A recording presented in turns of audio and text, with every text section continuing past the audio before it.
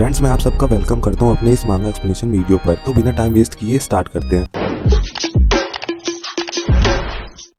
इस मांगा में हमें यूटा ओकोसु और माकी ओकोसु के ग्रैंड चिल्ड्रन की स्टोरी दिखाई गई है, जहाँ पर यूका ओकोसु है जो यूटा की तरह मैसिव कर्ज एनर्जी रखती है और सुरुगी ओकोसु है जो माकी की तरह बिना कर्ज एनर्जी के पैदा हुआ है। तो स्टोरी स्टार्ट होती है। हमें एक स्पेसशिप दिखाई जाती है जहां हमें बताया जाता है कि स्पेसशिप में ग्रुप ऑफ एलियंस बैठे हुए हैं। वो ग्रुप ऑफ एलियंस खुद को शिमोरियन कहते हैं और हमें दिखाया जाता है वो कुछ बात कर रहे होते हैं, जिसमें एक पैनल में हमें दिखता है एक शिमोरियन बोलता है जापान।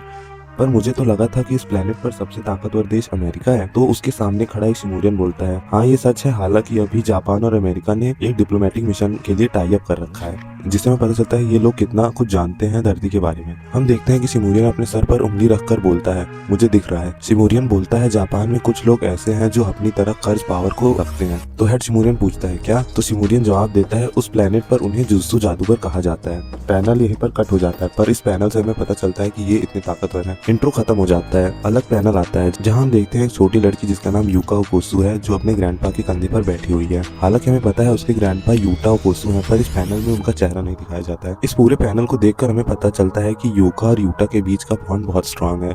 ज्यादातर समय यूका अपने ग्रैंडपा के साथ ही रहती है। अगले सिनारियो में दिखता है यूका के ग्रैंडपा उसे एक रिंग दे रहे होते हैं। हाँ, जिस रिंग को आप पहचान सकते हैं, जिसे हमने जुजुत्सु काइसेन 0 मूवी में देखा था। तो यूका अपने ग्रैंडपा से पूछती है कि आप ये रिंग मुझे क्यों दे रहे हैं, ये तो आपके लिए ट्रेजर है ना। यूका के ग्रैंडपा बोलते हैं अभी तुम बहुत लापरवाह लड़की हो, मैं चाहता हूँ कि जब तक तुम बड़ी होकर एक सॉर्सरर न बन जाओ तब तक ये रिंग तुम्हारा ख्याल रखे। रिंग को पाकर यूका बहुत खुश हो जाती है। हमें 4 साल का टाइम स्किप दिखाया जाता है। टाइम स्किप के बाद हम देखते हैं यूका ओकोसु 10 साल की हो गई है और अब उसके ग्रैंडपा की डेथ हो गई है। यूका फ्यूनरल में खड़ी होती है और फ्यूनरल में बहुत से लोग आए होते हैं, जिसमें से एक साइड से आवाज आती है माकी के जाने के बाद यूटा बहुत कमजोर हो गया था। हम देखते हैं कि फ्यूनरल खत्म हो जाता है, पर यूका अभी भी कॉफिन के सामने खड़ी होकर रो रही होती है और रोते रोते बोलती है मैं भी स्ट्रांग बनूंगी, बिल्कुल आपकी तरह ग्रैंडपा। सिनेरियो चेंज होता है। हम देखते हैं एक लेडी जो यूका से बोलती है मुझे वो अंगूठी दो। तो यूका बोलती है पर क्यों? तो लेडी बोलती है तुम उस अंगूठी के काबिल नहीं हो, वो अंगूठी तुम्हारे भाई सुर्गी के लिए है। वो अंगूठी एक कर्ज ऑब्जेक्ट है जो गोजो क्लैन की वॉर हाउस की है, न कि तुम्हारे लिए है। जिसे सुनकर यूका बहुत गुस्सा हो जाती है। वो लेडी उस अंगूठी को लेकर सुर्गी को दे देती है, जिसके बाद यूका सुर्गी के पास गुस्से में जाती है और बोलती है मुझे मेरी अंगूठी लौटाओ, और बहुत चिल्लाने लगती है। जिसके बाद हमें सुर्गी से इंट्रोड्यूस कराया जाता है जो अभी 11 साल का है, मतलब यूका से 1 साल बड़ा।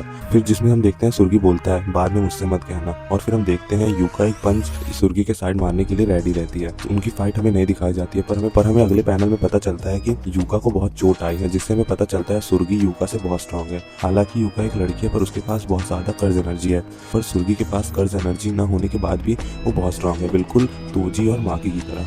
फिर पैनल चेंज होता है और हम देखते हैं कि यूका प्रैक्टिस कर रही होती है ताकि वो सुर्गी से वो रिंग वापस ले सके।